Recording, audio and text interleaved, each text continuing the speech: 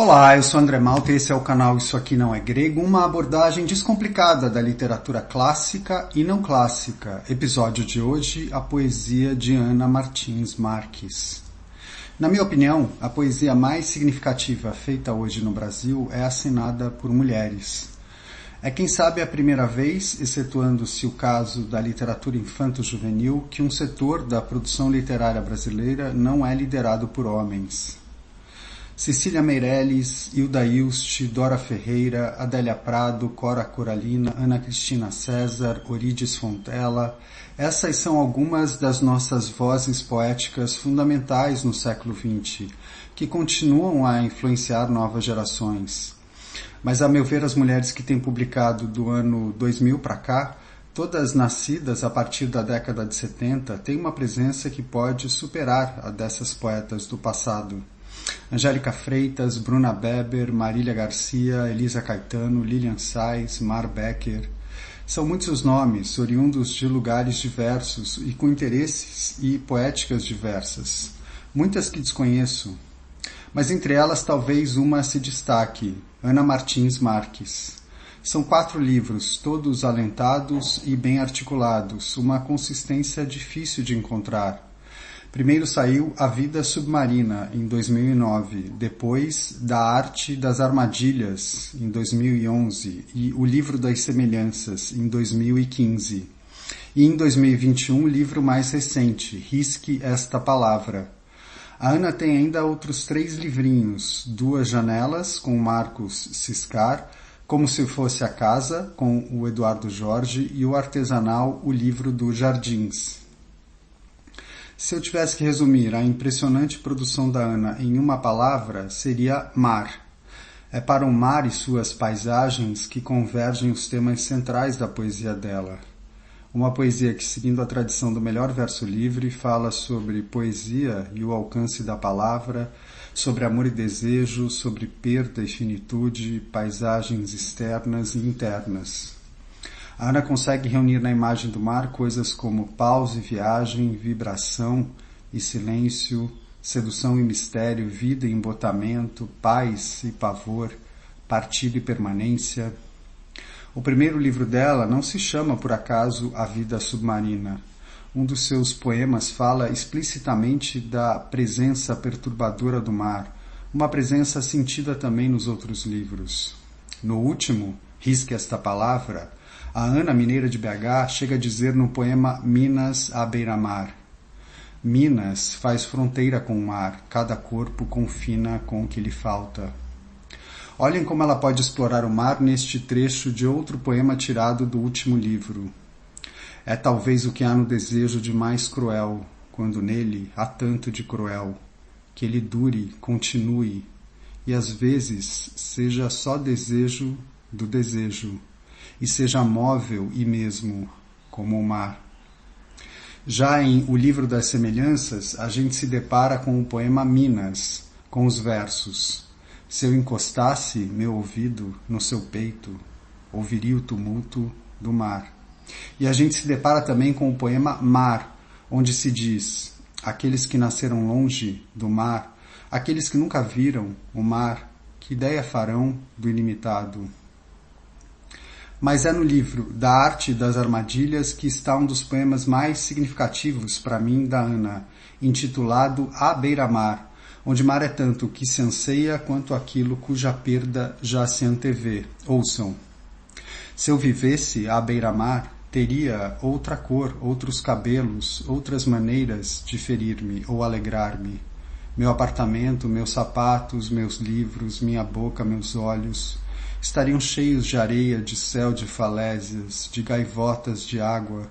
Eu me apaixonaria por homens diferentes e de certo aprenderia a dançar.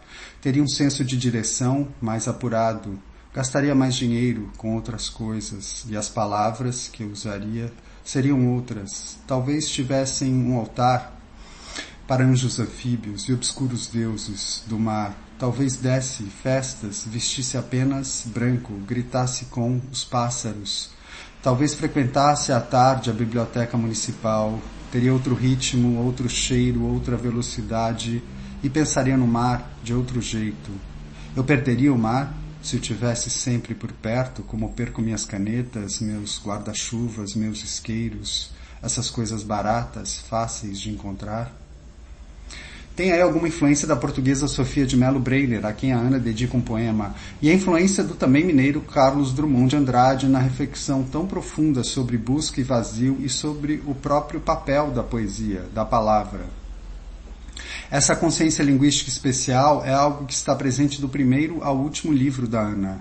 No último, onde tem inclusive uma seção chamada Noções de Linguística, ela diz assim: à porta da pedra, o poeta posta-se, quer entrar no mundo mudo, com palavras deste mundo, quer chamar o sem nome pelo nome. Já na primeira obra dela, A Vida Submarina, ela falava do poema pesado que afunda, falava da borda do poema, falava que do outro lado do poema não há nada, falava que no poema os peixes morrem sem água, falava que nos livros de poesia deveria estar escrito, não tente fazer em casa, falava que um poema que estragou não tem conserto, falava que o poema é um dardo atirado a coisas mínimas. Para entender melhor isso, ouçam este aqui, Barcos de Papel. Os poemas em geral são feitos de palavras, no papel. Seria melhor se fossem de pano, porque poderiam tomar chuva, ou de madeira, porque sustentariam uma casa, mas em geral são feitos de palavras, no papel, e por isso servem para poucas coisas, entre as quais não se encontra tomar chuva ou sustentar uma casa. Dobrados sobre si mesmos, lançam-se ao mundo com a coragem suicida dos barcos de papel. No segundo livro da Ana, Da Arte das Armadilhas, um livro mais enxuto, ela continuava a falar do uso das palavras e da limitação delas. Ouçam o poema A Queda. As palavras faltam quando mais se precisa delas. São apenas a sombrinha do equilibrista. Ajudam, talvez, mas não salvam. Faltam quando mais se precisa delas. Se você cair de uma grande altura, por mais bonita que seja a sua sombrinha, não conte com ela para amortecer a queda. A reflexão sobre o papel da palavra pode vir às vezes também em forma de simples jogo, como no poema Penélope, onde a Ana retoma essa figura da Odisseia que já era uma presença marcante em A Vida Submarina. Vou ler. Teu nome, espaço. Meu nome, espera. Teu nome, astúcias. Meu nome, agulhas. Teu nome, nau. Meu nome, noite. Teu nome, ninguém. Meu nome, também. Num só gesto, reconhecer-te e perder-te. Já deu para ver que arte, palavra e livro não aparecem por acaso nos títulos dos livros da Ana. A atenção à escrita é tão forte que a primeira seção de O Livro das Semelhanças se chama Livro, e é um exercício lúdico com a construção de um livro. O primeiro poema se chama Capa e diz: um biombo entre o mundo e o livro, enquanto o último poema da seção se chama Contracapa e diz: um biombo entre o livro e o mundo. Tem um poema chamado Epígrafe, tem um poema Dedicatória, ainda que não te fossem dedicadas, todas as palavras nos livros pareceriam escritas para você. Tem um que é um índice remissivo. Uma outra seção se chama Visitas ao Lugar Comum e traz um único poema onde a Ana brinca com expressões como quebrar o silêncio, pagar para ver e perder a cabeça. É bacana, mas para mim os melhores resultados vêm quando ela mistura a ruminação linguística com as imagens que lhe são caras, como neste. Pense em quantos anos foram necessários para chegarmos a este ano, quantas cidades para chegar a esta cidade, e quantas mães todas mortas até tua mãe, quantas línguas até que a língua fosse esta, e quantos verões até precisamente este verão, este em que nos encontramos neste sítio, exato, à beira de um mar rigorosamente igual, a única coisa que não muda porque muda sempre. Quantas tardes e praias vazias foram necessárias para chegarmos ao vazio desta praia nesta tarde, quantas palavras até esta palavra, esta. O vazio, o fim e a morte acabam sendo também tópicos recorrentes. Vejam este outro poema sem título de O Livro das Semelhanças. Há estes dias em que pressentimos na casa a ruína da casa, e no corpo a morte do corpo, e no amor o fim do amor, Estes dias em que tomar o ônibus é, no entanto, perdê-lo, e chegar a tempo é já chegar demasiado tarde. Não são coisas que se expliquem, apenas são dias em que de repente sabemos, o que sempre soubemos e todos sabem, que a madeira é apenas o que vem logo antes da cinza, e por mais vidas que tenha, cada gato é o cadáver de um gato.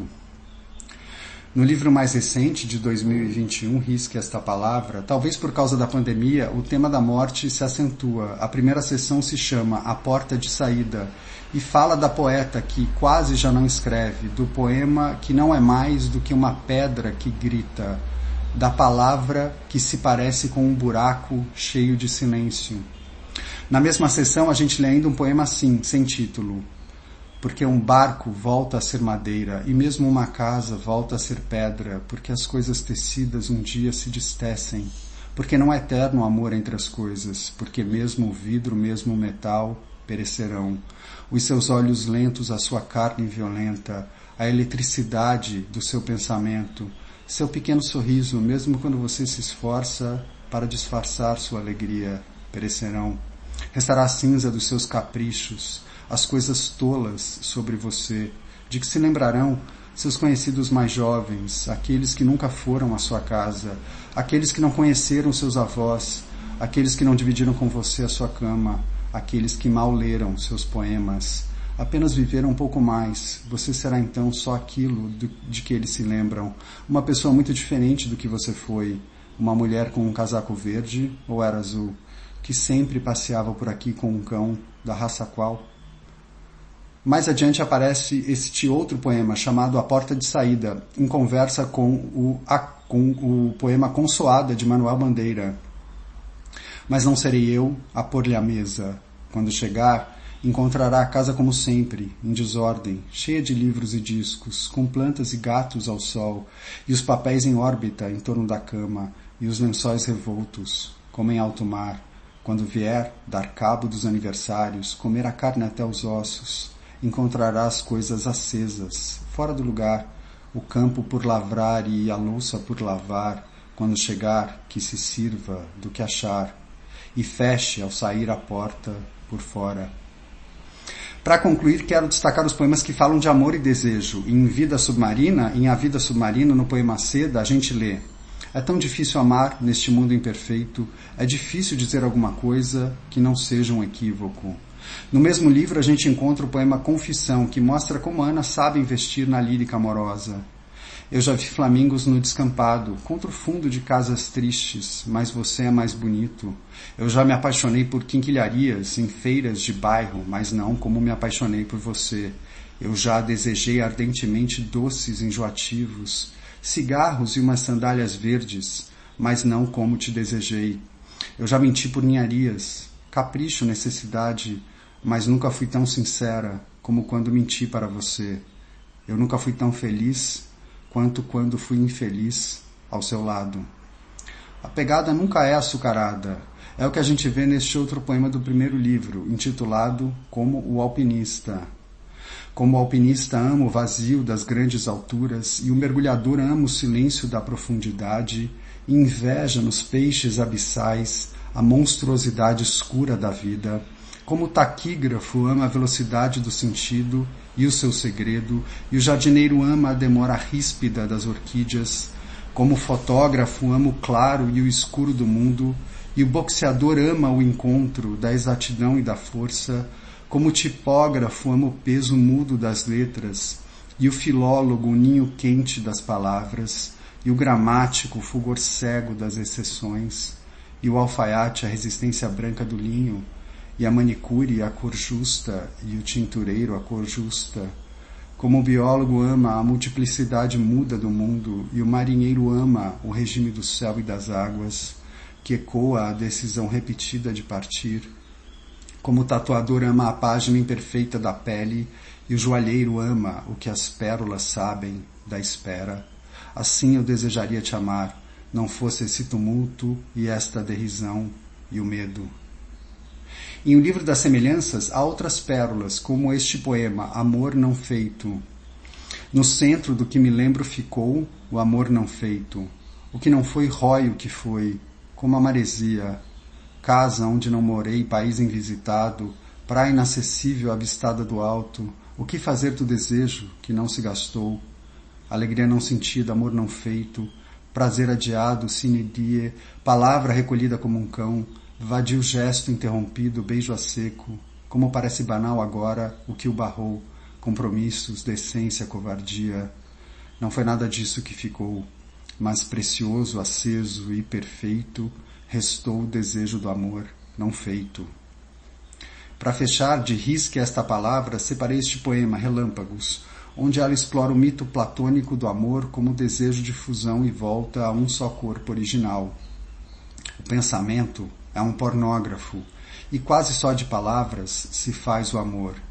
E, no entanto, não se embaraça o pensamento com os cabelos, como os meus cabelos se embaraçavam nos seus, e não se misturam as palavras com as palavras como na boca a saliva se mistura com a saliva. Nem as línguas que falamos deixam gosto na língua, ou eu teria ainda na minha o sal da sua. Nem anoitece na memória, aos poucos como anoitecia naquele quarto estreito. Já fui um ser de 2 cabeças e ancas, já tive 4 pernas, 2 bocas, tive 4 braços e mãos, e 20 dedos das mãos, e 2 sexos e 2 corações, pulsando simultâneos. Já tive só palavras rápidas como relâmpagos atravessando a pele.